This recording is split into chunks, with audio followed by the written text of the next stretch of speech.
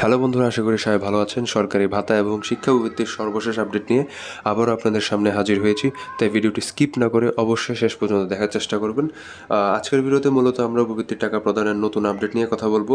কারা এবার উপবৃত্তির টাকা পাবেন, কোন শ্রেণীতে কত টাকা দেওয়া হবে এবং কবে এবং কিভাবে টাকা পৌঁছাবে, এই বিষয় নিয়ে আজকের আমাদের এই ভিডিও। চলুন ভিডিওটি শুরু করে দেওয়া যাক। শিক্ষার্থীরা, তোমরা যারা প্রাথমিক বিদ্যালয়ে প্রথম থেকে পঞ্চম শ্রেণীতে পড়ছ এবং আর্থিকভাবে অসচ্ছল, তোমাদের জন্যই এই উপবৃত্তি আয়োজন করা হয়েছে।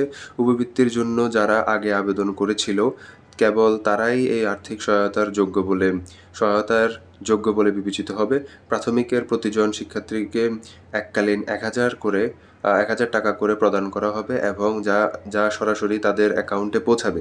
খাতা, কলম, বই, জামাকাপড় ও বিভিন্ন শিক্ষা উপকরণ কেনার উদ্দেশ্যে এই টাকা প্রদান করা হচ্ছে।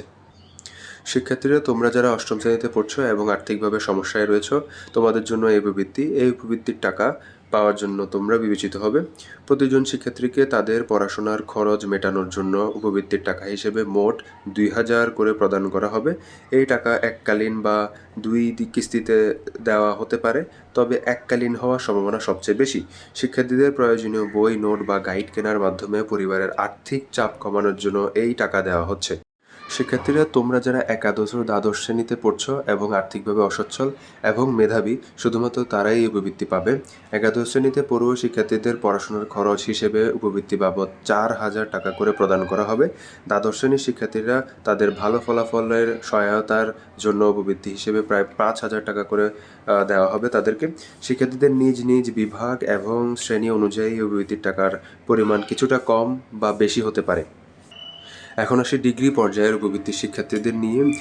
ডিগ্রি পর্যায়ের প্রথম বর্ষ থেকে চতুর্থ বর্ষ পর্যন্ত অধ্যয়নরত আর্থিকভাবে অসচ্ছল ও মেধাবী শিক্ষার্থীরা এই টাকা পাবে।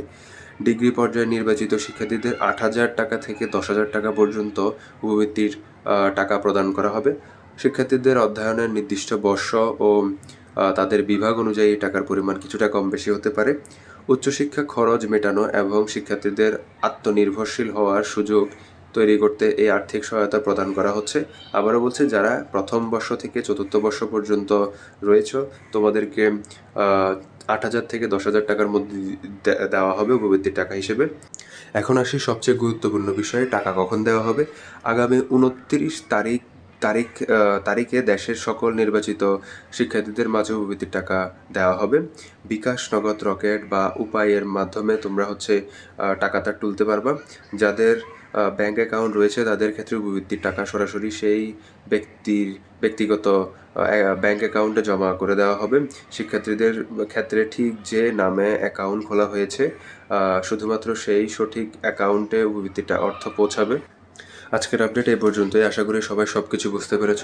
সরকারি ভাতা এবং শিক্ষা উপবৃত্তির সর্বশেষ আপডেট সবার আগে পেতে আমাদের চ্যানেলটিকে সাবস্ক্রাইব করে আমাদের পাশে থাকুন এবং যদি ভিডিওটি ভালো লাগে অবশ্যই লাইক দিবেন। আপনার যদি কোনো প্রশ্ন থাকে অবশ্যই কমেন্ট করে জানাবেন। আজকের আপডেট এই পর্যন্তই, দেখা হবে পরবর্তী আপডেটে।